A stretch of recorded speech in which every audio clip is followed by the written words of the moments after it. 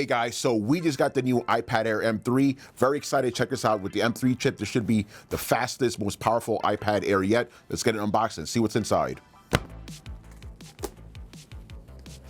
So we've got the Starlight color, which is quite fetching. I really like this. It also comes in blue, purple, and space gray. In the box, you get the booklet, obviously, instruction manual, warranty, all that good stuff.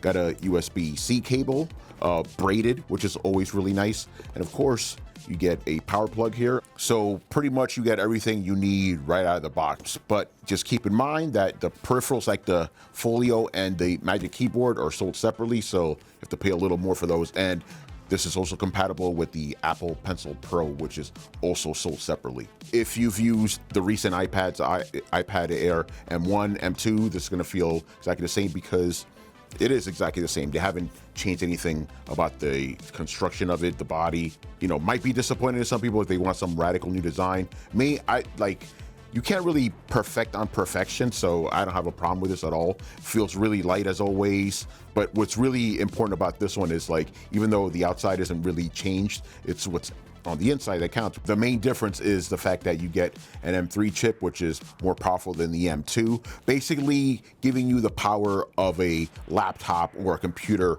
in an iPad.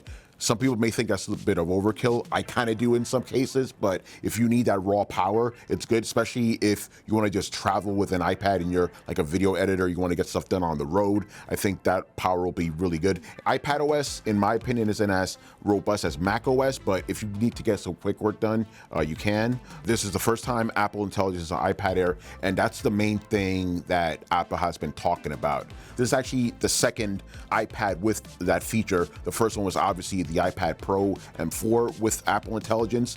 Now, what's interesting about that is we had to wait for those features to come eventually to the iPad Pro, whereas you get them right out of the box with this one. Obviously, we need to run our tests to see how much more performance we get out of this and battery life, but Apple is touting that this is faster than M1, has longer lasting battery. Given what we know about the M series chips, I'm talking about all of them. They're all super powerful, very energy efficient. So I expect this thing to just be like a beast when it comes to battery life and efficiency and performance and all that good stuff. Basically, this one right here, the iPad Air, is the most affordable iPad with Apple Intelligence. So it's good to keep that in mind if you don't want to splurge for the more expensive iPad Pro. So for the 11-inch iPad Air, it starts at $599. If you want to go bigger for the 13-inch, that is $799.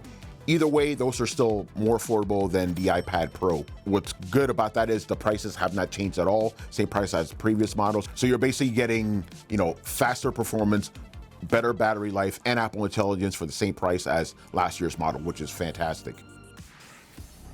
All right, so right now we're checking out the Smart Folio. This is good if you just want to do some like reading, no typing, you just want to read or watch videos. Kind of cool, I like it. It seems like when you take it out of the box, like it might be flimsy, but it's actually pretty sturdy. I also enjoy the kind of smooth texture of it. Very nice stuff. And this colorway is like green. I actually think it pairs really well with the Starlight color. I think it's really nice looking. This is cool. All right, so now let's check out the brand new Magic Keyboard for iPad Air. So as you can see, magnetically locks in as always, closes nicely. It adds a little bit of weight to it, but not too much, still very portable. All right, so the two main features of the Magic Keyboard are the function row, 14 key function row, and the bigger trackpad, which will just make it easier to move around, and you can just click on it anywhere. You don't have to be anywhere specific, which is really nice. Oh, and the other thing I really enjoy is that it has USB-C pass-through, so you can just charge it from here instead of just having to charge it from the side. This is actually a feature that you see in the Magic Keyboard for iPad Pro. So, and I use it all the time because where I keep my cables always on this side, so really good to have that. But obviously, I'm pretty sure you're asking, how much does that cost, Tony? All right, so for the 11-inch cover, it costs $269, and for the 13-inch version, it's gonna be $319.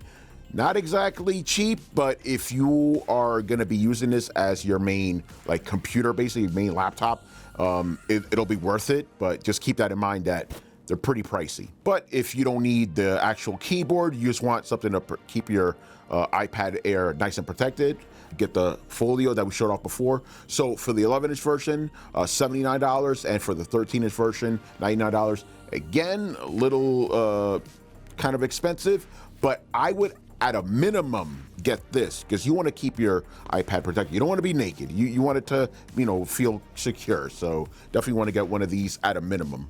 All right, guys, so that was the iPad Air. Quick unboxing, but so far I like what I see, but obviously we'll know more once we do our full review. I'm going to be reviewing this thing, so I'm going to read your comments. Please let me know what you think of it below. Make sure you follow Tom's Guide on social media, and also make sure you follow our website, tomsguide.com, for our full written reviews and all that good jazz. Once again, I was Tony Polanco, and I'll see you in the next one. Later.